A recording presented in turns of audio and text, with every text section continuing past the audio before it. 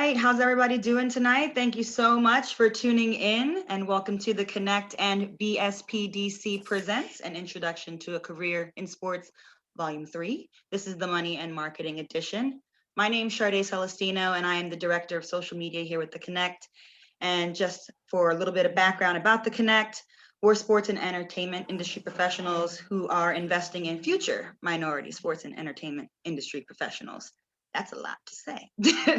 We have a great event lined up for you guys tonight, but before we get started, just some housekeeping items. We want you guys to be as engaged and interactive as possible. So please use your Q&A feature down below to ask any questions that you might have throughout the presentation. We'll try to get to them throughout the presentation, and if not, at the very end. So without further ado, I'm going to kick it off to the best moderator in the game, TJ Baker. He's going to start the event. Go ahead, TJ. Oh, that's no pressure. I don't know if I'm the best, but I try to do what I can. What's going on, ladies and gentlemen? Welcome to another great panel. We're going to talk money, finance, management, marketing, and branding tonight. Thank you so much for tuning in. And listen, ladies and gentlemen, if you want to be a part of Connect, you got to check them out on social because we're doing some big things. But listen, without further ado, we're going to go ahead and get to it. We're going to start with the ladies. Ladies first. This Baltimore, Maryland native has a good background, a great bit of knowledge. We're talking about looking at budgets from a defensive perspective as well as sports. She's done them both. She supports women in sports as well. And right now you can find her right here live with us this evening. Ladies and gentlemen, I present to you Ms. Taryn Bushrod. Wave to everybody. Hey everyone, thanks. TJ, you're amazing. I'm trying to. Got We're the gonna talk. going. I got you. We're gonna talk about mental health, but also how you take people on and make sure they're healthy with their finances tonight in the sports world. That's just especially your forte. So we're excited. I'm gonna go up top a little bit. This native Jersey kid, Jersey stand up, what's going on, man? He has a lot of background in the sports world in New York, as well as Jersey. We're talking JETS, Jets, the Garden, and so much more. And he realizes it's important to get on and do your own thing. And he's doing that with Brookline Sports. Ladies and gentlemen, I present to you Mr. Michael C. Brook Jr. What's going on, bro? What's good? How's it going, brother? Absolutely, man. I'm excited for you tonight, man. It's good to have you with us this evening. Yes, and sir. last but certainly not least, this guy right here, you got to smile. Because anybody who works with Walt Disney World once upon a time, you got to smile, man. He's done a lot of different things and coming up the ladder, man. He's finishing up a degree as well, man. We're excited to have him here. And he's working with the league, the NFL Players Association, as a marketing manager. Ladies and gentlemen, I present to you Mr. Brandon Putnam. Brandon, what's going on, bro? What's going on, TJ? Appreciate you guys having me. Excited to be a part of Connect and BSP coming together. Ready to jump in. Most definitely. Hey, I'm going to put this out there to the floor right now. I had an interview with a young lady about a week and a half ago. She got drafted into the league in the WNBA. And she's coming from right outside of Georgia, right outside of Atlanta, the Atlanta area. And she was excited about this. But one thing that we talked about, she said, coming from meager and humble beginnings, it's like, now you're presented with a contract. What do you do? I'm going to start with that. Like, how do we begin to advise people who coming from meager beginnings and what you've seen in the sports world and the expertise that you've gained to be able to advise these new coming athletes who got millions to deal with now and got family and people coming from all different directions. So how do you engage them? I think I can begin this one since it's kind of the area I'm in now. The biggest thing I've noticed is finding that trust factor and finding that one person you can trust to handle a lot of things. So one of my clients right now, I'm not family, but, he treats me as family, so everything kind of runs through me. We built that trust factor over the last few years. So when anything is presented to him, it goes through me, even with his family, when we're doing foundations, if we're doing any community service events or anything like that, he always loops me in and say, hey, speak to Mike, because we built that over time. And I think that's what a lot of players, athletes, from men and women, one thing is, that trust factor. Who can you trust? You're going to have a million representatives come after you, from agents, marketing managers to financial advisors. There's things I didn't even know at one point when I was in college. So how do I expect some of these guys to know as well, and these women, to have somebody in your corner that you can trust to give you the right information? That's the biggest thing from my end. Definitely.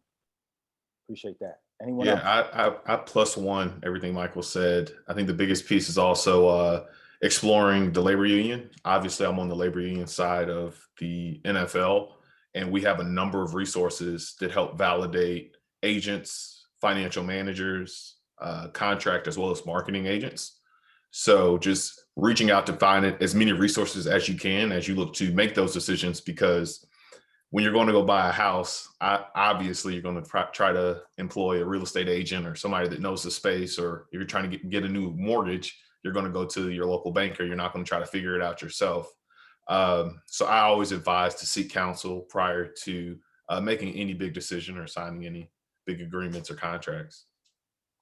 Let me ask this, Taryn. I'm gonna ask you this because one thing I know you're, like I said in the introduction, your forte is getting people to think money and condition their brains to understand what finances looks like as a mindset type of thing. When you have somebody coming from humble beginnings and who had many times over growing up with grandma, growing up with mom in a single woman household, dominated household, and she kept it honest with me. She said, sometimes, her accounts are in the negative with her mom and her grandma, and then you're not presented with a contract.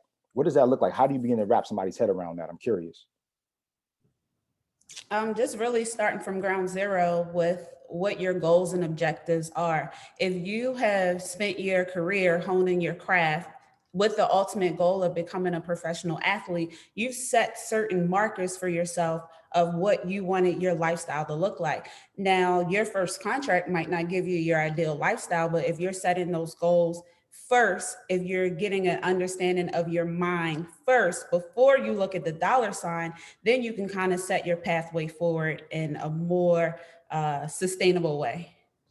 Got it, definitely. And let me ask this point here, and Mike, I'm gonna go with you in a second for this one. So let's talk plan, let's talk strategy, let's talk about putting things in place. I know you're very, very strong in the aspects of putting plans in place for pre-draft, draft, career, post-career. Why don't we see enough of our athletes putting plans in place and getting in the mindset of understanding how valuable that is, especially when these contracts and these endorsements are being thrown? Or are they just more concerned about, balling and making sure their roster spot is secure? Man, that's the best. I would say that's the best question a lot of people ask me. But to me personally, it's like, I don't want to throw any shades or anything about anybody, but to me personally, it's like their representation. I think there's a miscommunication when it comes to that portion. So I think a lot of times the expectation and the thought from guys getting agents is that these agents are going to do a lot of the stuff that they're asking. Right. So from my end, I kind of viewed the industry and kind of took notes and studied that a lot of times the agents are not going to do it, and it's not their fault. That's not their job. That's not what they signed up to do. Say, hey, my job is to handle your contract. If there's extra about that, if they're doing marketing and whatnot, they tell you that. They let you know that it's in a contract. But a lot of times for the planning, your personal career planning, setting up your financials planning, setting up your family the proper way to make sure, your career's, long term, that's not in their agenda. And I feel like a lot of times that's where the miscommunication comes from. So for me personally, I come in and, inform young guys about that. Say, hey, man, this is the type of work I do. My job is here to mentor and advise. When you go forward, then do pick your representation. Just know that this is something that probably not going to be done. They're going to probably sell you sometimes about it. They're going to tell you, hey, we do this, we do that. 9 times out of 10, they're not really preparing you for the long term. And that's kind of where I come in. And I think that's where the miscommunication for a lot of guys is thinking that their representation is going to do it. And they're thinking that, I'm going to lean on them to do it. And at the end of the day, a lot of times they're not going to do it. Absolutely. Anybody else want to chime in on that one?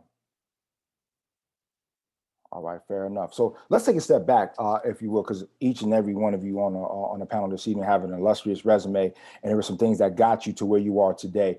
Let's talk about that one instance that really kind of prepared you for your role that you're currently in right now today. Maybe it wasn't so much one instance, maybe it was several, maybe it was that internship opportunity, maybe it was one time you were brought into a supervisor's office and they really laid down something that really just stuck with you, or maybe there was somebody who just gave you some real sincere jewels along the journey, and you take those to heart right now. So give us an example. I'm gonna start with ladies first. Let's try it there.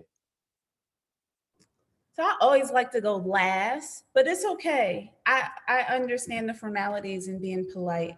So there are a few things. I started working in sports in middle school. I think we talked about that a little briefly, but throughout my journey, I witnessed a lot of different scenarios when it comes to different level of recruits, where they went to school, how they progressed in AAU or Pop Warner, some of those things that were misrepresented from a lack of financial education or standpoint, maybe they found themselves in a scenario that they actually shouldn't have.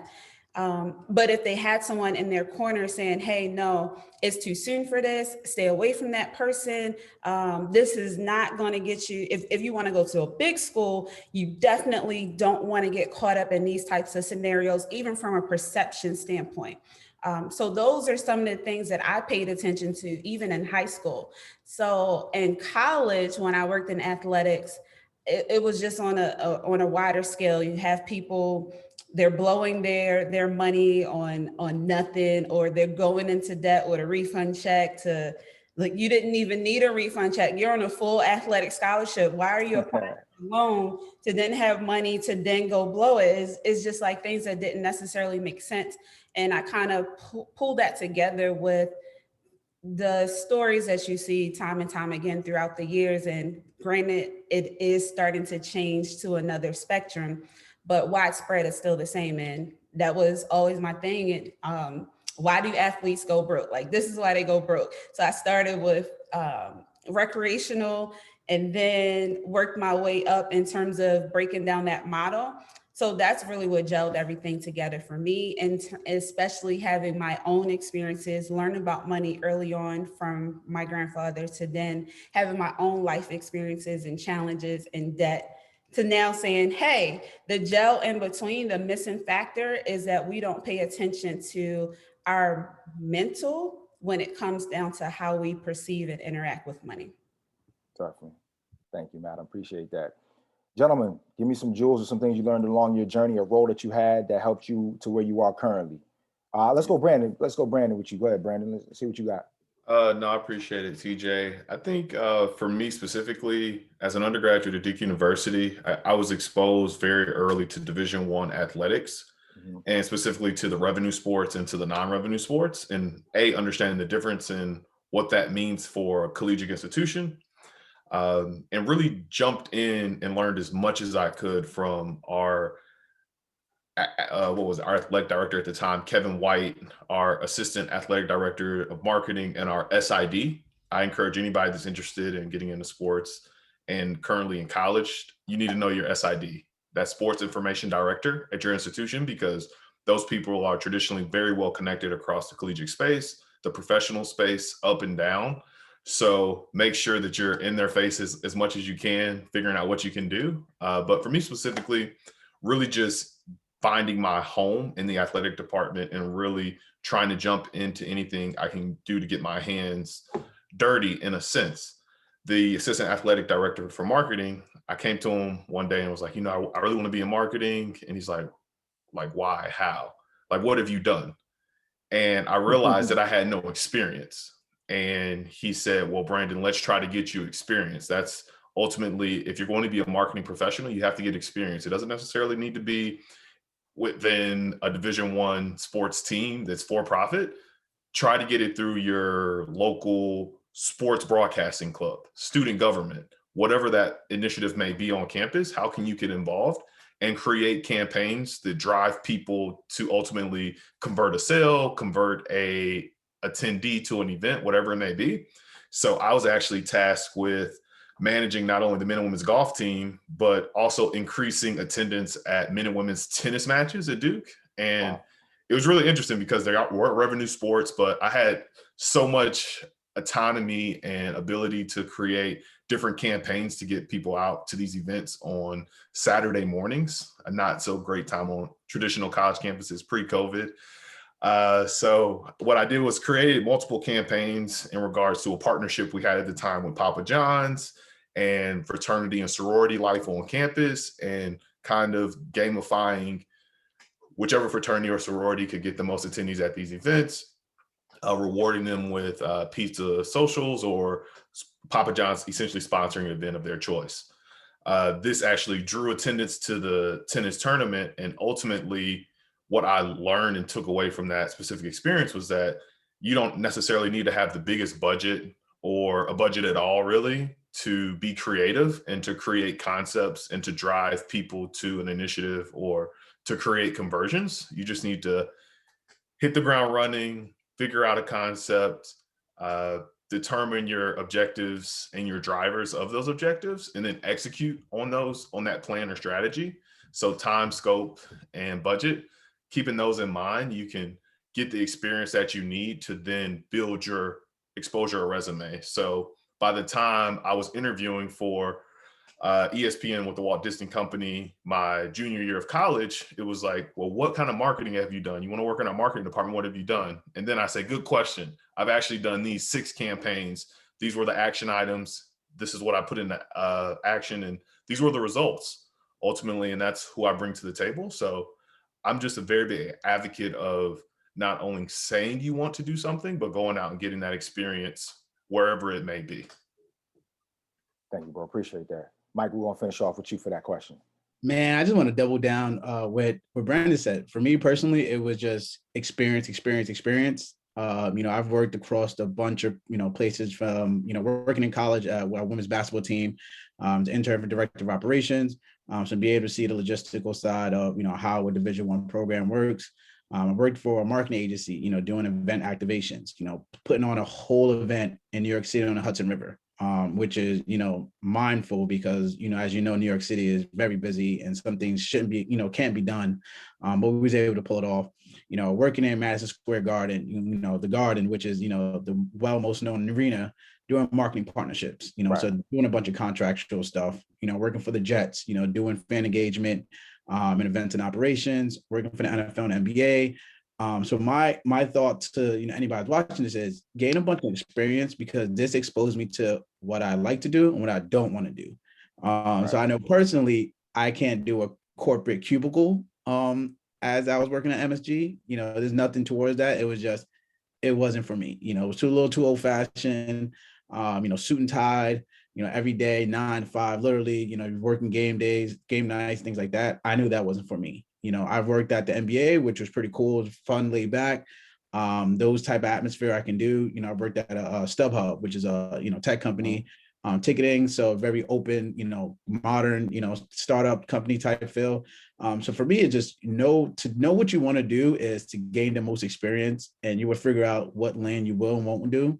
And how I got into my space was just as some of the, our panelists alerted earlier, was working at the New York Jets, been around a lot of athletes, being at Division I at West Virginia, being cool with a lot of our football and basketball teams as well. And just seeing that progress, I would say that plan and that roadmap where, they all, was attempted to go to the next level. It didn't happen. And then it's just, what was next? A lot of guys were being left out to dry. I've had alumni chapter presidents reach out to me asking, if I can get, some guys jobs. And that's when it hit me was, how are these guys who were once well-known on ESPN, Heisman candidates or whatever, can't, don't have a next step plan. And that's when it clicked with me. It was like, okay, cool. Like, I want to do this. Like, this is what I want to do. This is what I'm passionate about, helping. How can I help these guys from a professional standpoint, make sure they're prepared long-term. Definitely. Great, Mike. Appreciate it. Listen, ladies and gentlemen, let me reintroduce our show and our segment for today. Once again, thank you for tuning in with The Connect, an introduction to a career in sports, volume 3. Listen, if you want to get into sports, you're in sports, you want to sharpen up, tighten up, and you want to understand marketing, branding, and financing, this is the place to be this evening. Let's take another step back. I want to ask a question that I think is very, very important. So let's fast forward. Let's say it's 2026. Can you guys help me envision for some of our viewers and some people that are on the call tonight, what roles are going to be key and poignant in the world of sports, i.e. with teams, organizations, leagues, player representation? What is that thing that you guys see that we're either not ready for, we need to prepare for? Maybe it's sports law and finance, but what role do you think is going to be key and idea that we currently don't have, but kind of warm some kids up and some people going into education to kind of get them in the sports world a little bit differently? Anybody who want to start off? I can jump in there. I think there's so many facets. I think there's a lot of answers to this question. I'll hit on a few of them. Sure. I think the first category is youth sports. I think you've seen a very abrupt shift in the NBA with the investment in the junior NBA, or the reinvestment in the junior NBA. Right. And then if you look back at the last in-person Super Bowl down in Miami, it kicked off with kids 52 or 32 kids wearing each of the 32 different NFL club jerseys Right. center stage before flipping of the coin. So really trying to re-engage with the youth demographic in regards to professional sports. I think that's a big shift. How do you engage? How do you introduce youth to the different grassroots level of sports and entertainment? I think that that's very big. And the other category that I touch on is really just the vice category as a whole. The vice category being defined by anything gambling, alcohol. It's a gray area right now. The NFL has opened up the very high level floodgates in regards to beer goals, but it's very, very regulated in how a player can essentially align with that category. So I would say really being invested or seeing what shapes up there. And then as we look into sports gambling, that's a whole nother space that's just opened up. I know we recently signed a big partnership deal with Monkey Knife Fight, who is a daily daily fantasy, but different and not to be confused with gambling. So once again, a lot of gray area that is going to be clearly defined, I would say within the next few years, months, you name it, is coming up. But as an aspiring sports professional, those are, I would say, three categories specifically that I would really take a second look at, because if you figure it out and can provide either some kind of value to a club, a property, players, or even organizations, or the different verticals in themselves, I think you have a pretty straightforward start into your career. Gotcha. I'm piggyback off of Brandon. I think one of the things is definitely going to be data analytics, which has been the last few years. I actually worked in NBA and NFL. I worked in quality assurance, which was doing a lot of our statistics for our games. So we do game days, we input all the stats, and we work with stat crews. And that gets shot out, from the NBA, that gets shot out to every third party. If it's Sports Radar, if it's FanDuel, if it's DraftKings. So like when the stats are inputted, and, sports betting is huge and legal in New Jersey. So, all those, people betting on over unders, player stats, like that goes through them, through our department. And that's something that I feel like, as he kind of related, was that sports gambling will soon, if it's fantasy or just gambling overall, will open up. It's going to open up floodgates. So I think that's data analytics and statistics is going to be huge. The next biggest thing for me is going to be, it's kind of like, you can do it whichever way, 10 different names you want to give it. It's going to be definitely going to still be social media, but more so on the content side. Okay. As COVID hit, we noticed everything went digital, and forced people to get creative. Our drafts were being digital and remote. So from the NFL draft, the WNBA draft, everything was going remote, trying to create content remotely. And it's just from that standpoint, content is going to be the biggest thing overall, just because we use our handheld mobile devices. We're on all these social media platforms. It's always going to be about content. So if you're a videographer, if you're a photographer, if you can edit and do Photoshop or Adobe, if you're a social media coordinator or whatnot, anything that has to do with content overall, find a way to get into it. If you have a passion for videography and editing skills, everything online. I have a lot of friends where social media wasn't that huge, and now it's like the biggest thing there is. Who can, be the funniest on Twitter, who's pushing out the best content, who's being creative. That's the biggest right now, just because of the dynamics we're in right now through the pandemic. Being content creating has been, is a huge thing. Appreciate that, Mike.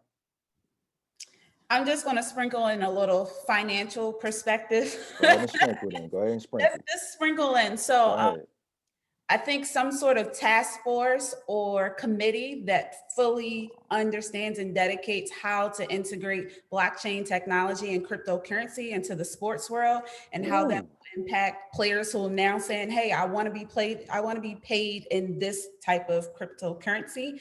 And right now it's not a lot of pushback, because no one really understands. It's like, okay, this is your money, bye. But that might change the format of how we are actually exchanging funds all around. Like maybe it becomes the next TV rights deal is being negotiated in cryptocurrency versus regular paper money. So. I don't know. I was a mic dropper right there, y'all. That was impressive. I was smooth there. So he told you guys stick with the ladies, y'all. Let me take another step back. I'm gonna do this one on a broader spectrum. So in 2016, and see, my next three questions are all gonna talk about how the bottom line is affected. So if we're talking about financing and budgeting, how is the bottom line affected? And this one was a heavy one. So let's take this walk. In 2016, Colin Kaepernick decided to take a knee. And Brandon, you can choose to plead the fifth on this one, but it's all good if you do. He took that knee, and subsequently, whether it was TV deals, players, whatever the case is, the NFL took a hit. We now look at things differently, and things are a little bit skewed because of the racial dynamic in terms of what's going on in the country. So, how is money affected when players and athletes choose to make a stand? Is it worth them taking a stand? Does it hurt their pockets in other ways, i.e., endorsements, brand deals, or should they still utilize their platform no matter how much the dollar signs are flashed in front of them? Who wants that one first? I'll I'll touch on the topic. I think it's a touchy topic, but at the same time, it's a very real and societal issue that has become a reality, especially within the last, I would say, 12 to 18 months. It's become more relevant to Right. corporate America, but it has been a reality since I'm not even sure the start date of when those kind of disparities began to happen. Right. What I can share is what I've heard directly from a player's mouth, Richard Sherman, in conversation when he spoke to a group of rookies at one of our rookie events. It was, as a man coming into this league, be prepared to make decisions that ultimately you will be responsible for. Okay. You are on a stage, and as long as you are 100% going to accept the positive and the negative that come along with your action, go for it. And that is a way that people have approached it in the league. And I think it took a lot of bravery for Colin Kaepernick to do what he did at that point in time. I can't speak specifically to kind of what implications were or weren't at that time with partners. But what I can say is that the NFLPA as a union supports individual players, and ultimately he was a member of our union, right, and continues to be a supporter of the union. Right. So we ultimately have to support individuals' decisions and rights as an individual long before their rights as a player or what they do inside their office space. They're still a human that has constitutional rights, in addition to kind of those very standard issues that we face. I think current day, we've seen a complete shift from partners, from it being kind of a taboo to we want to align with players that are doing X, Y, and Z. And I think it's really caused a shift in what you see in athletes entering this year's draft class. The NFL draft is tomorrow, and there's a number of athletes that protested on their campus and led protests. Not only were a part of it, but led them, spearheaded them with their athletic teams and whatnot. So I really think that activism is a new pillar that comes with athletes as they transition into the league. And I applaud it and ultimately give big kudos, because you're taking responsibility for your actions, rather it be positive or negative. One of the things I always say is in business and really in anything, unfortunately, the pioneer is often the first one to get shot. But shortly after that pioneer, everybody else comes through and wants to take credit for being the first one there or take all that in. But it's just like somebody had to pave a way ultimately for others to follow in those footsteps. So that's my opinion on it, my personal opinion, of course. Thank you, Brandon. For the others, I'm gonna go back one more second, because even if it affects the bottom line, your finances being potentially blackballed or ridiculed, is it still worth taking a stance? Go ahead, Mike. I'm curious. You ready to go ahead? I'm sorry. Yeah, no, I just definitely Brandon kind of hit it on the nail. But for me personally, when mentoring young guys in college, advising guys professionally, one thing, he did state is, there's going to be positive and negatives to anything you do, Right. anything. It could be a regular day, you cross the street when the light's red, it's positive and negatives. So for me personally, it's like, are you comfortable with the consequences and negatives that come with your actions? You know, that's one. Two, at the end of the day, I support whatever, you know, whatever my guys want to do, whatever their vision is. Like, hey, here's what's going to happen. This could happen. Are you prepared for that? You know, some things are going to be like, hey, you might get cut, you might not get a check. Are you comfortable with that? You know, are you personally okay to say, hey, I stood up for what I believe in. I don't care about the money. I don't care about the job. It's as a personal, as a man, this is what I believe in. This is what I stand for. Cool. I'm with you. I'm riding with you. If it's, hey, man, I got to take care of family. I got other stuff to do. Like, you know, I do believe in the cause. I'm fighting for it, but also is, you know, I'm taking care of a bunch of little people. It's like, hey, I still respect it. You know, maybe making that publicly known or making that statement is something that you might not do. You know, you still support your brothers, you still support your friends, your colleagues, but that's something you might not step up and do. As Brandon did related that, you know, now that it has been a worldwide renown where a lot of collegiate athletes are doing it, you know, being activists, and is now looked frowned upon, pertaining to like it should never be looked frowned upon, but from brands, from different companies and organizations, it was always a touchy subject. But just to even talk about, you know, steer a little away from, I would say, pertaining to like the Colin Kaepernick situation, any situation you want to, you know, understand, if it's cancer, if you believe that, you know, women's rights, transgenders rights, LGBTQ, whatever you do believe in, I feel like at the end of the day, there's always going to be some, you know, backlash. So at the end of the day, it's like, hey, man, if this is something you truly believe in, you might as well just go for it. Got you. Appreciate you, Mike. Taryn, what you got for us? I know you're going to have something else to drop the mic, so I'm interested. Let's have it. What's happening? I was just going to say, moving from a space of being genuine, like if it's really something that you care about, the positive or the negative doesn't necessarily matter, but you can't do it just because it's quote unquote on brand. You have to really be ride or die with it. And as the climate shifts, corporate and culturally, like right now it's okay because now you're holding that company or that movement accountable. However, as time moves on, that's not to say that the temperature doesn't change as well. Absolutely. So if they're starting to say, you know, we're backsliding into our own ways, or we're not really being moved by you speaking up, then if you got to eat grass, eat grass. I like that. Let me continue with the dialogue of affecting the bottom line in terms of athletes and their budgets and their finances.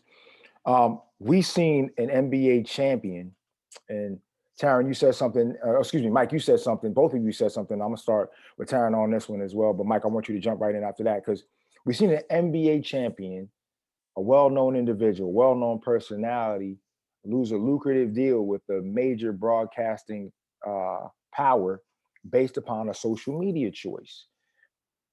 Obviously, the bottom line for that individual is affected. Maybe you could say, well, maybe it's not, but anywhere of an essence of being paid over $1 million a deal to sit and talk about a sport that you love to talk about or once played and was very valued in that, it got to affect you in some way, shape, or form.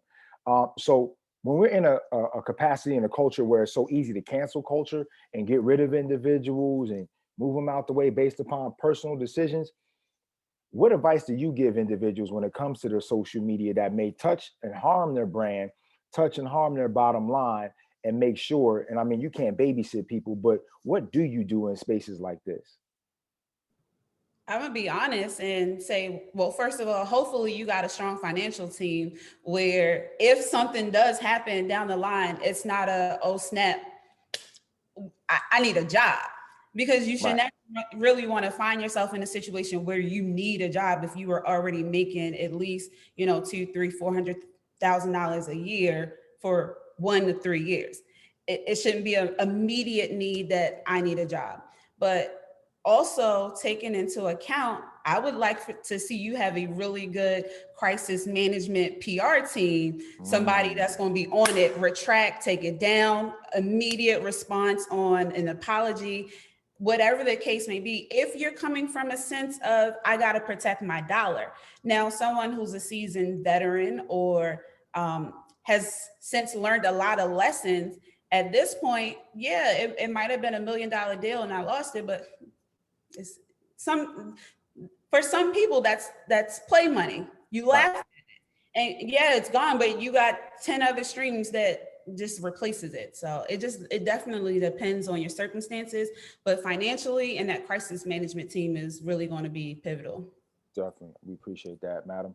Fellas, what's y'all take on that? I definitely agree pertaining to the financial portion. For me, in general, pertaining to that situation, and just kind of thinking at it as a generic scenario is where do we draw the line of being able to remove ourselves from our jobs? You know, I clock in 9 to 5. When I get off at 5, I might go get a beer. You know, I might go have fun with my friends at the bar. Is that would I lose my job for doing something like that? You know, where do we draw the line of someone as, you know, maybe they are a reporter or analyst, you know, when they clock out, are they still wearing that analyst, you know, name tag on themselves, and whatever they do outside of that, should they be getting in trouble for that? Right. And that's where I feel like in general, pertaining to the cancel culture, is there needs to be a line drawn on, you know, when am I off? You know, when am I off duty? You know, because you know, that's where it's like, well, am I not allowed to hang out with friends? Am I not allowed to, you know, have fun? You know, where do we draw the line? You know, and I'm not going to speak on that particular situation because that was a little weird, but even in that scenario, for me personally, when I speak to guys like, hey man, there should be a line drawn on when you clock in and clock out, but we know there's not. So let's be smart about it. Like, let's be obvious. We know that, hey, you're off the field right now and it's the off season. Hey, we want to go hang out in Miami or something. Hey, you know, we're gonna have fun. But I mean, theoretically, me thinking like if you get caught outside, someone takes a picture or a video of you doing something stupid, that's, you know, you might hurt your chances. So, you know, it shouldn't hurt you, but it's gonna hurt you. So if we know that, is like, hey, we still need to be mindful, play by the rules, because unfortunately the cards, you know, stacked against us. So be mindful. Hey, leave it on your close friends, you know, or just, you know, send it to specific people. Be mindful where you at. You know, that's kind of my job when out with guys. I don't really get, you know, I don't get, you know, super, you know, drunk, or I don't do certain things. My job is to watch out and see what we're doing, where we are, who's moving a certain way. Do we got to move? You know, if anyone's acting erratic or, you know, feel like they're under the influence too much, it's time to leave. But in a scenario situation, my biggest question is like, where do we draw the line of being on the clock and off the clock? Definitely. Now I'm excited to hear the player marketing manager's take on this one, because he definitely got to be able to coach these guys on what's the move and what's not the move. So Brandon, what's up, bro? Talk to us. What you got? I think I like both what everybody said so far. I think ultimately it comes down to being fifth grader proof. Remember that ESPN is owned by Walt Disney Company, and that is a family brand.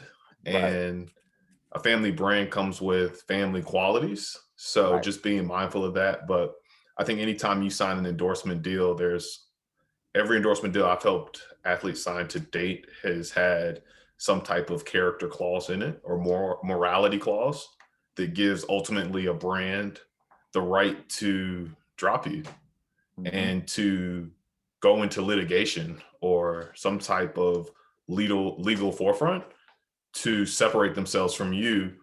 To Michael's point, if you're on or off, unfortunately. And we really try to be as fair as we can in the wording and the language that is put into those agreements and contracts. But ultimately, when you sign that contract, you are saying ultimately that you will look out for your public image, and that if your public image is unfortunately tarnished, it could possibly lead to a termination. So that's the legalese of it. Illegalese obviously are black and white. There's no gray area, but unfortunately, the sports and entertainment space falls in the gray area. So if you're out and about and somebody else records you doing something, unfortunately, you're going to be held accountable for those things. We've moved really to the court of public opinion, unfortunately, and just being mindful of your action. I just say make it fifth grader proof is kind of how I look at it. If it's not going to help your brand, I probably wouldn't post it. And just thinking about that, but it's also a fine line in being authentic as well and engaging with your following in an authentic manner. So that's my 2 cents. I don't want to beat it, but That's all good, bro. That's all I got for you, TJ. It's all good. I appreciate you for that one. Last one on the spectrum of hurting your bottom line, and I'm gonna take this in a bigger, more global capacity, if I could. We've already talked about, and everybody's mentioned in their own unique way about, you know, the hindrances of what COVID-19 presented, not only personally and impacted the lives and the lives that were lost and just so many different devastating things. But let's take a look at it from the sports perspective. The bottom line was affected. We lost a NCAA tournament. We had shortened seasons. We have elongated seasons. We had anything and everything short of canceled games or players affected, the quarantine, the bubble, and so on and so forth. As we go into 2022, 2023, how does the sports world financially regroup?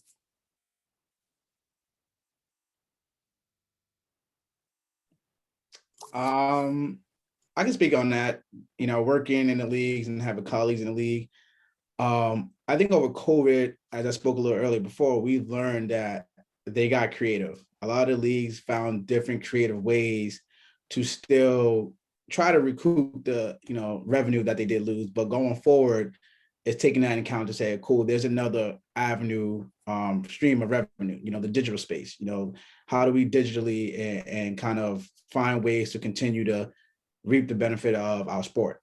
So if it's football, if it's basketball, WNBA, they were doing virtual drafts, creating content, getting these brands and kind of integrating them in these digital space content, creation type of things. So finding creative ways to do that. I will also say for me going forward is being more so mindful of our fans. How do we engage and get fans back into the stadium in a safer way? I know previously working in the leagues, that was an issue. Or how do we get fans in general in the stadium? Because it's easier to watch it from your home. You watch it from your phone. There's so many different ways you can watch sports. I think now because of COVID, it's actually going to be easier to drive people into stadiums because people miss that live game action and being outside. So it's just kind of just that portion from there. Got you. Appreciate you, Mike. Who's next? I really like the technology aspect of it. I think it's forced not only sports, but just corporate as a whole to look at digital and technology innovations, ways to become and thrive really in a virtual world. I know a lot of stadiums and stuff are beginning to open back up, but what does that engagement experience look like? Who's coming in? What are the predisclosed conditions or variables that people have to achieve to get into games now? I think it's a lot of new conversations, but technology is going to be really a driver from what I see. You see things from virtual signings. There's a really cool, we host a tech startup innovation contest each Super Bowl, and we had a pitch, and one of the companies that pitched this year was FanGauge. FanGauge is a really cool concept of inspiring digital autographs and digital memorabilia, and essentially not necessarily utilizing blockchain technology, but just leveraging individually owned photos, uploading them, and then having a player autograph those photos digitally. I think it's a space that has been taken advantage of long before COVID, but COVID has provided the right timing for those different technologies to shine and show their value add. So I just think that's really cool, the space that we're in. Also, just with blockchain technology, being able to provide digital memorabilia, NFTs, also being a very popular conversation right now. But I think if you kind of remove COVID, I can't say that NFTs, digital memorabilia, will been at the forefront of society as much as they are now. So I'm really looking forward to that and seeing how those areas continue to grow. And the other space that actually thrived surprisingly during COVID was the video gaming space. So think of partners like EA Sports, everybody in the gaming world, and then trading cards. Trading card memorabilia is up year over year. Memorabilia is still going very hot right now. And it's been very interesting, but your traditional big box partners are suffering right now when you think of luxury goods or whatever that may be. So I like to be optimistic and very open to what the future can hold. But I think that sports will always have a place in Americans as well as just individuals' hearts across the world, whether it be football, basketball, soccer, you name it. It'll have a special place of bringing people together, unifying nations and everything else on the helms of Nelson Mandela, famous saying. Definitely. Before we switch, I don't want to take Terrence's portion, but it was a piece you just said, the technology portion. I know that I read a couple articles where it was the mobile ticketing. So, mobile ticketing now is going to be kind of universal across all stadiums, but also there are companies that are doing mobile, concessions. So now it's no longer, because of COVID, there's no more longer lines. It's just, hey, you sit in your seat, you order, and sometimes they will bring it to you, or you can go to the window and just pick it up. It's already paid for through your phone or your mobile app. So just to get, like, as it going on top of the technology, technology is going to be huge in the next step. I ain't never thought about like Grubhub or DoorDash at the game, but that might be the level up, y'all. That might be smooth. Huh? I gotta think about that one. I'm gonna talk to Miss Money Mindset real quick, and fellas, I want y'all to definitely chime in on this one. So indulge me for a couple of seconds. With the concussion protocol and kids and athletes getting injured at an earlier age, we know that there was an onus put upon tackling techniques and teaching better ways to engage via contact. Do you think that's also important in our communities and teaching athletes, young athletes, Pop Warner, not only the importance of playing sports, being active, responsibility, accountability, but also some financial literacy? I think it's yet to be seen, and that may be impactful if we can start to teach our young people financial literacy as well as sports when they're in these different sports programs, and kind of recondition the mind. Ms. Money Mindset, what's your thoughts on that one? That's a no-brainer. The earlier that you can learn concepts about money, the more time that you have for repetition, that it'll just stick in. Now, granted, you may veer off on the course of your life, but at the end of the day, that's ingrained. Whatever you learn sets that foundation. You'll always have something to lean back on until you find more information that is relevant to replace what you've already learned or to take it to another level. So the sooner you can start, the better. I did have one point on the last, but it's kind of an input question, because in a hybrid space, me having a little bit of experience in sponsorships and marketing partnerships, now my dollar, what I'm willing to spend partnering with a team, a league, etc. I don't want to spend as much if I'm doing a hybrid of in-person and technology. Okay, that's dope. Thank you. Appreciate that. Fellas, where we at? We engaging these young people more vastly on financial literacy? Do we have the money to run those type of programs? Because Pop Warner programs sometimes struggle as is. And me being an ambassador of the Junior NBA, I love what they're doing, getting the kids involved in different communities, and it does a lot for the community, does a lot to get families together. But when do we start to infuse some financial literacy to help our community and our kids as well? Yeah, I think great question. And I err on the side of it's never too early. If you can teach a kid to save $1 today or 50 cents today, it's going to help them tomorrow. And that time value proposition of money as a whole, I think is very valuable. And we actually engage with players through summer camps that identify unique elements in investing back into youth outside of football. A lot of guys will tell you that football is probably the last thing that I want to share with my community. What I want to share with my community is financial literacy, health, healthy eating, dietary needs, how to prevent pre-diabetes, hypertension, those kind of things, sharing those stories with their communities. So I never think it's too early. You spoke about financing. There's numerous opportunities. I know the NBA Players Association, as well as ourselves, have worked with financial partners to do just that, is helping players to enable their youth in their communities to create that sense of financial literacy as early on or as early as possible. I've seen players even go as far as hosting financial literacy boot camps for parents while the kids are participating in camps. Just depending on the community, but players really knowing their community and their community's needs. I wouldn't say it's ever an age that's too early. Got you. Mike, what's up, bro? One, I just throw that idea down, Brandon, so I appreciate it.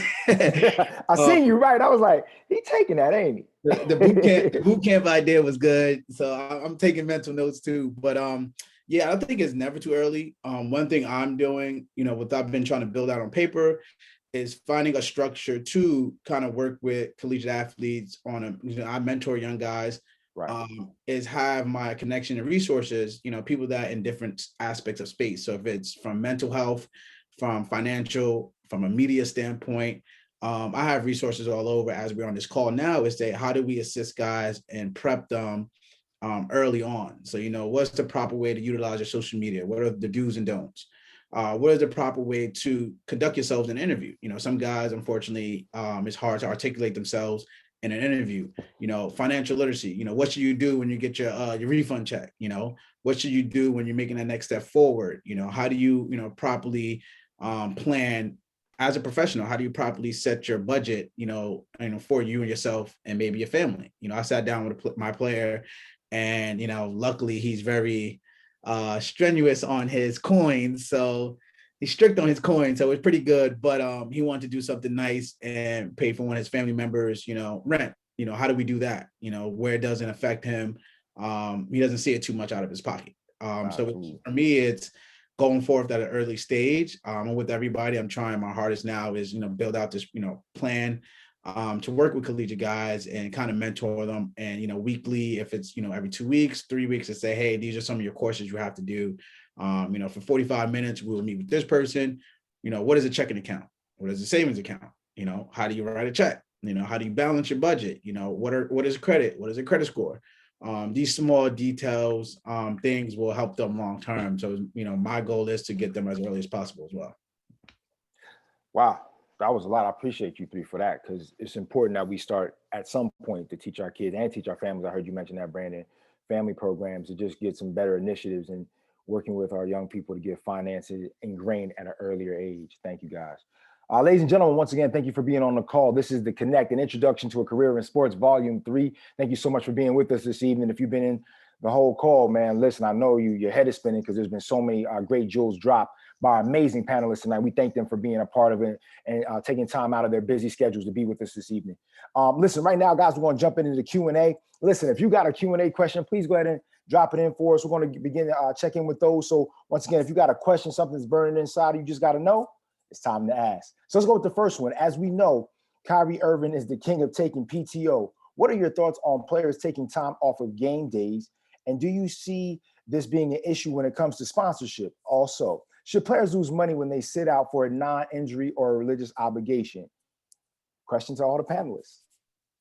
I want to take this because I'm a huge fan of this. But there's multiple dynamics that goes into this, and that's a great question, looping in the sponsorship portion. Mm-hmm. I think football and basketball is a little different. Football is only 16 games and you play once a week.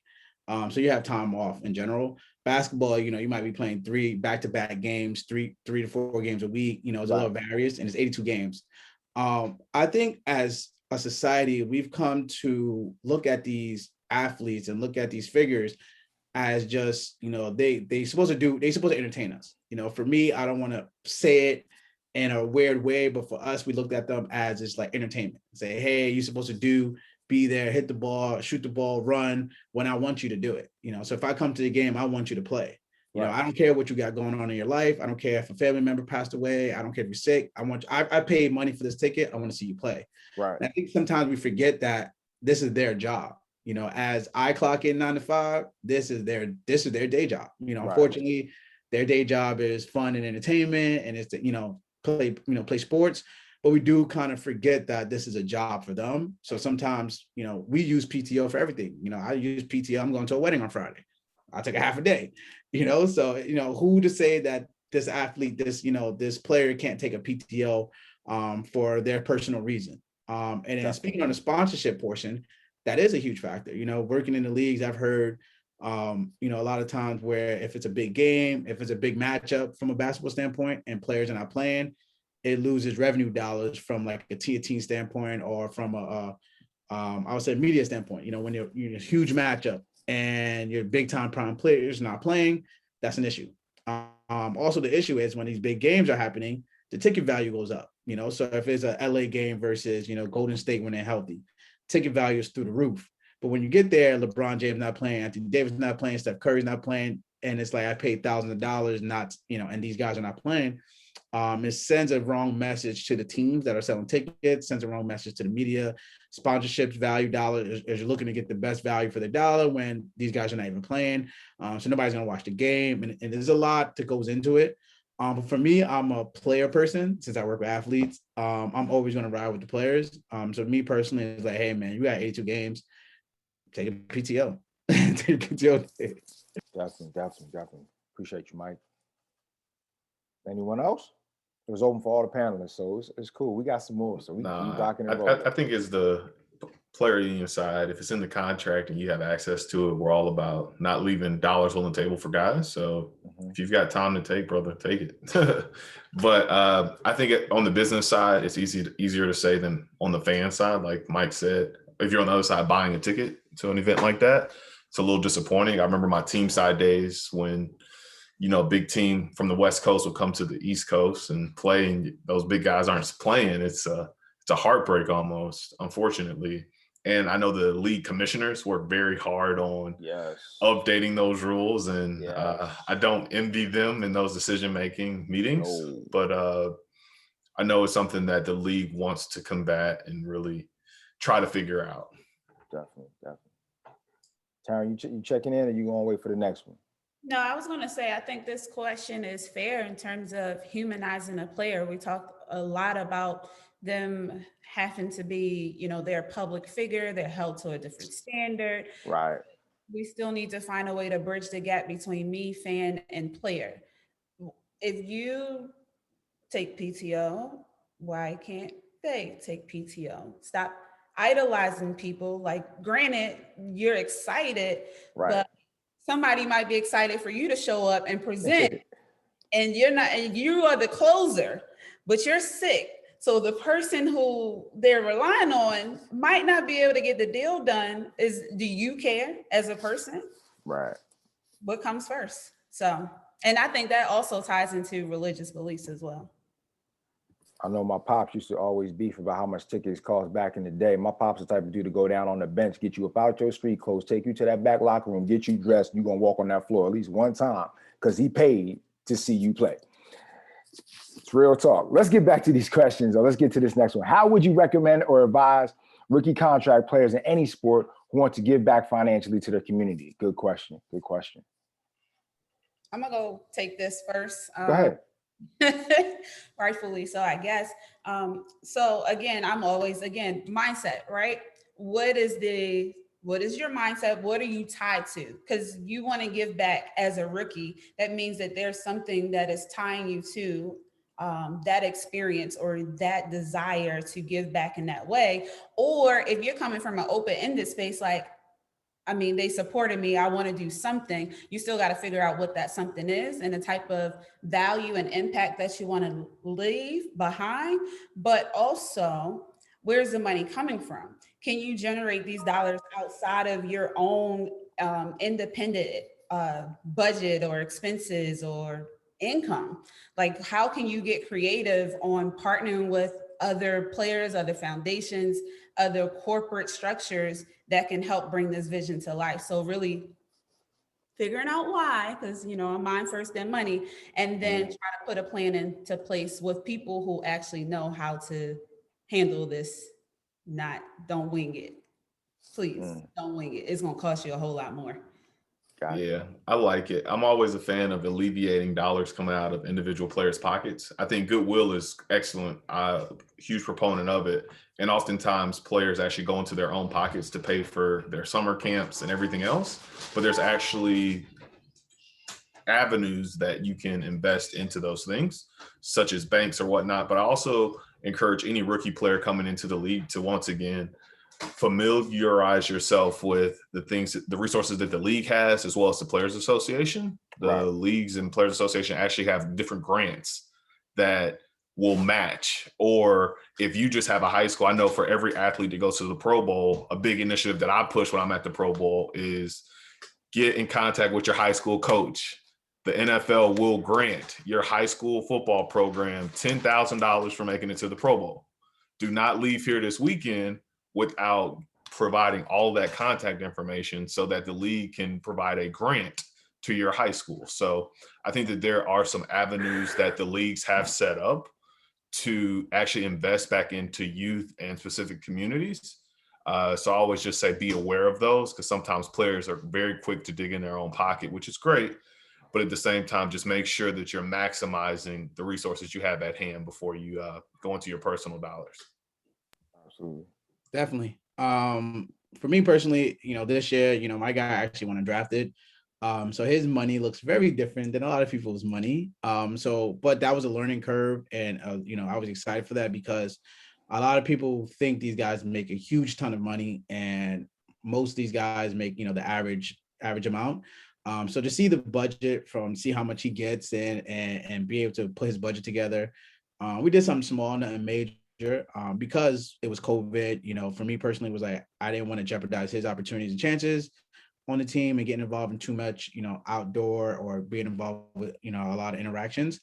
But from a financial standpoint, as Brandon noted, it will be kind of utilizing your resources. How can we offset the cost for a lot of different stuff? So, unfortunately, I can't, relay the brand work partner soon, but, one thing was they were, something in the deal was, hey, we're offering you this XYZ.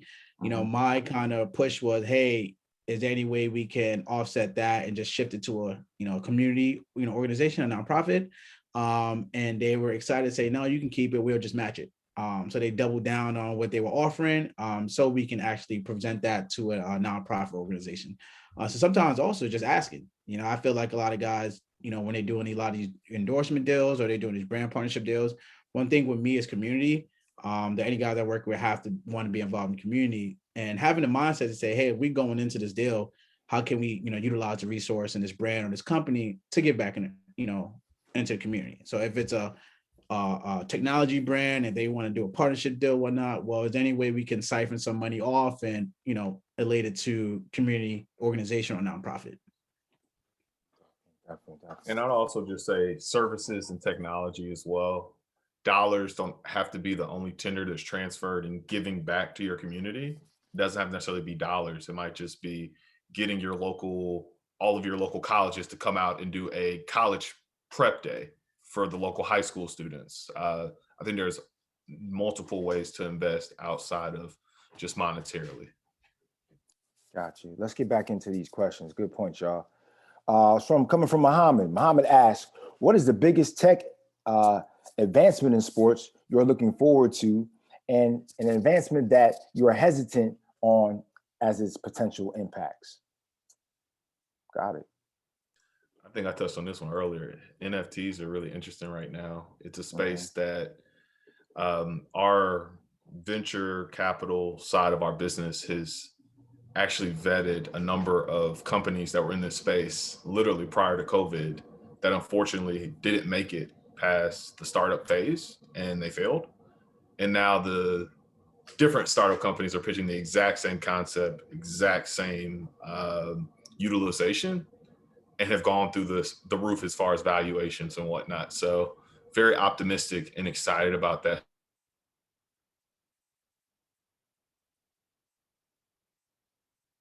Okay, I think Brandon maybe have a little difficulty.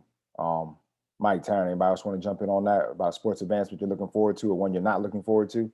Yeah, definitely. I would say one I'm not looking forward to, which is pretty tough. It has been in the works the last few years. Space sport. You back. Back, baby, you back? You got the 4 or 5 on you? What's going on? I think you back. Mike, just keep going, Mike. Go ahead. I think my internet cut out. Go ahead, guys. You're good. I would say the biggest thing I'm not, I would say excited about is some data that is being collected. So I know when I worked at a marketing agency, there's a company that collects, athletes' data. So one thing that we all know, data runs the world at this moment. So the type of data they were collecting was athletes' personal data. If it's sleep, if it's their health, whatever it is. The issue from that standpoint is going to be the intellectual property of who owns the data. So I think that's what's very nervous for me is when it comes to data, as we talked about NFTs and we're talking about a lot of different things, a lot of athletes are their own business and they're understanding that where they kind of centralizing and trying to keep all their personal things. If it's their brand, their logos, if it's the NFTs, they're building their brand, they're building their business. So one thing is going to be the data. So I know there's a lot of tracking that's going on in the NFL as well. If it's working with Amazon, how fast you went on the field, how hard you're hitting. A lot of different data is going around in sports. The biggest issue is going to be who's owning the data, and I think that's going to be the biggest issue going forward. Is that. Sharon, you got one? I'm personally looking forward to the day when the athlete becomes bigger than the sport. Ooh, okay. I like that one. One technological advance I don't like is just being able to just have so much of an instant replay on everything now. We're missing out on the natural game, the natural sport, and the essence of it. So nothing's perfect, y'all, but I think we just so many eyes on it. Sometimes it takes away from it. Real quick, last question. Let's go ahead and wrap this up. What are a few best practices you can provide a college student on how to network better with the sports industry and with sports industry professionals, especially who are trying to land a job or an internship? Good question. Good question. Hey, no, none of y'all be bashful. Come on, y'all know how networking go down. You know what I'm saying? Oh, I'm about to make a call because they're gonna make a call. Yeah, come on, let's share these gems real quick, y'all. So I would say my friends call me the mayor because I do know kind of everybody everywhere. So as a college student, I would say the biggest thing I've learned going forward with networking is please, the don'ts. Do not email or message anybody you personally do not know and ask for them to give you a reference or a job. That is like a no. Because one, they're putting their name on the line for you, and if they don't personally know you, that's going to kind of backfire on them. So going forward with me with networking, always in general, I personally do, which a lot of people probably don't know.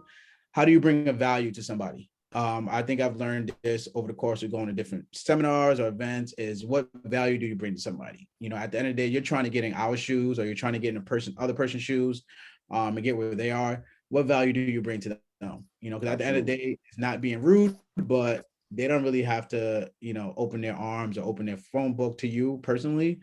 So what value do you bring? So me personally is always just kind of getting to know somebody personally. If they're a sport fan, if they went to a similar college, if they, if I have mutual friends, meet up for coffee and just stay in touch, man. You genuinely want to meet this person. You genuinely want to get to know this person, not just, hey, I'm gonna use this person for a job. Because at 9 times out of 10, you're not gonna get it. And if you do genuinely reach out to this person, you're meeting up, having lunch and trying to, pick their brain and things like that, when something hits the table, they're going to keep you in mind. If there's something I know that somebody wants to do, and I've done it for a few people where they say, hey, they asked me about a previous job I worked at, was honest with them. And they were like, hey, I'm thinking about applying. And I'm like, shoot, apply. And then I kind of would text somebody and say, hey, this person's applying, I know though, and I'm pretty cool. Like, they chill, give them an interview and it's, it works out for some people. Some other times I've gotten a phone call. Do you know this person? Nope. They was like, oh, yeah, I laid you as a nope. They put you as a reference. They put me as a reference. They didn't call me and tell me that. I was like, nah, I don't know them. But yeah, in general, just be very genuine about, what you're looking for in networking, because at the end of the day, if you're just trying to use somebody, it's not going to work. Appreciate it. I echo Mike, but I also want to add one thing. I'm definitely a very genuine person. I'm a really good connector. I ask questions when people want to connect with me. I genuinely want to connect with you. I might not be able to help you immediately, but down the line, something might come up and I'll be like, oh, I remember that person. Let me figure out where they are. How can I get in touch with them? But when you're talking about reaching out to people that you don't actually know, maybe this is on LinkedIn, you're DMing them on social media, like you've already been interacting with their page, but now you're building up the courage or to really make the outreach. I do this one little thing and I'll say, hey, can we do XYZ? Maybe it's, hey, can we get on the call? I would love to jump on the call with you for about 10 minutes if you're open to it.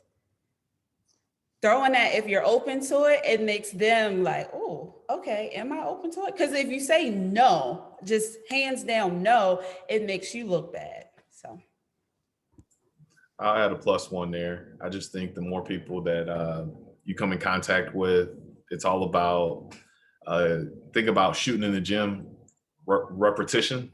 Yeah. Get your shots up as much as you can. Have the conversations. Have them early and often. You don't want the first time you're hitting up somebody to be for a job. To Mike's point, you probably want to hit them up to say, "Hey, like, what's going on? How's it going?" But also, just as much as you manage up or look to network with people that are more senior than you, also look around and realize that the people you're oftentimes sitting next to are going to be those future leaders in the industry. Right. So don't forget about the guys next to you as well, just as much as you're looking at, emailing the CEO of a company. Remember that the people that are also interning there are probably more than happy to have a conversation with you, and ultimately they got the internship that you're looking to get. So networking with them may be a little easier than getting the CMO on the line or a chief executive. Definitely. I just want to double down on that real quick. Brandon, Mike. you hit it on that nail. I think I went to an event and Steve Stout was there and we was in the audience. That was the main thing he said. It was like, hey, like, we're already at the level that you want to get at. And it was like, unfortunately, you don't, he said it not in a rude way. It's like, you don't bring value to me at the stage you're at. If you're a collegiate guy, if you're an intern, he's like, you don't really bring value at this moment. There's nothing wrong with that. He said, but your peers that you're sitting next to, they're trying to build too.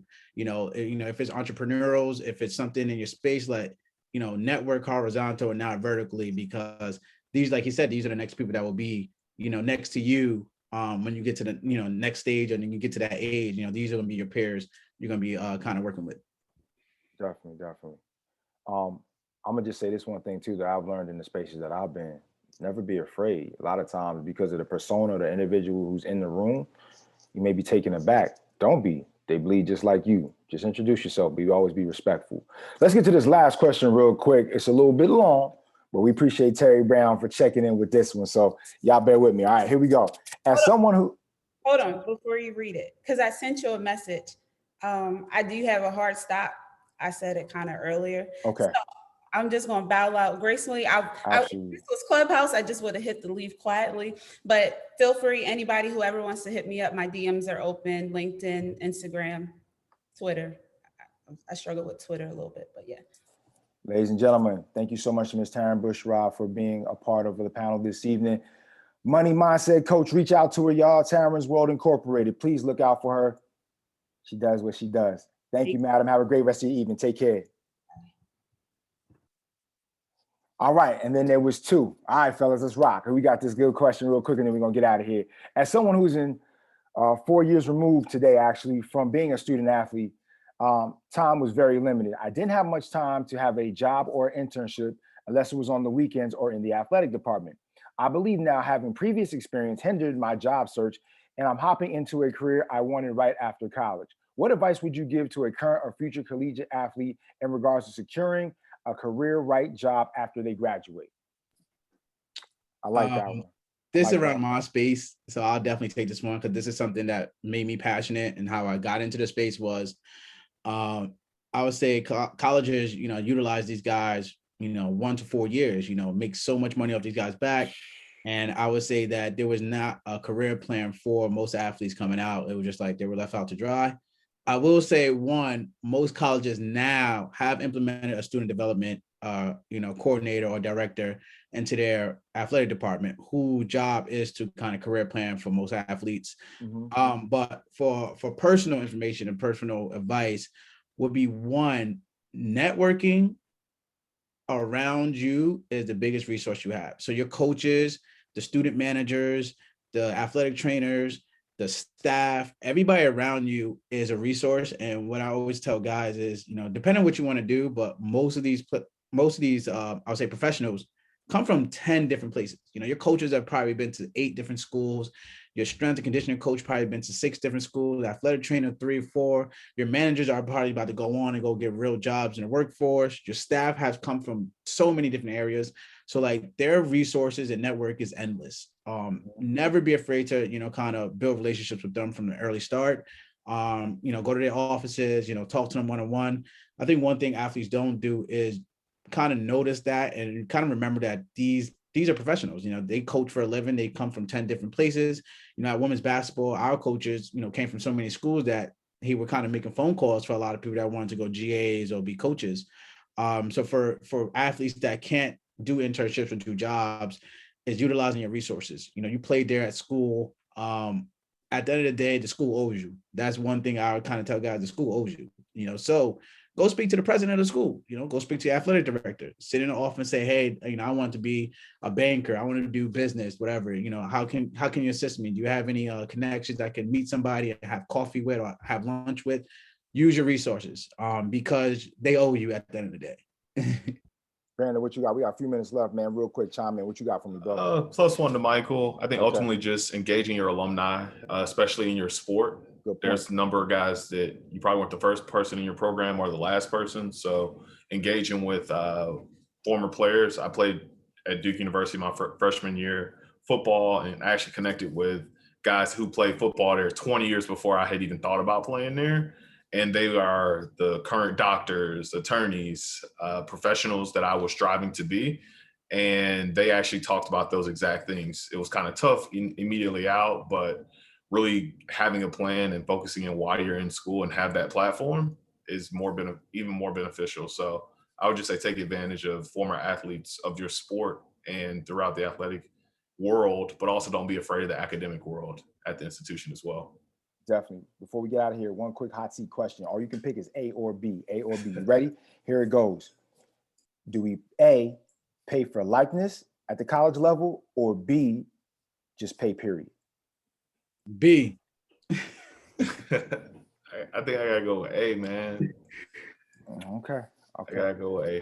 Well, listen, ladies and gentlemen, this has been another great panel with the Connect, Introduction to Career in Sports, Volume 3. I was super duper excited. I want to say definitely we want to thank Miss Taryn Bushrod, who had to leave out. We want to thank her for all she brought to the table today. My two guys are still here with me.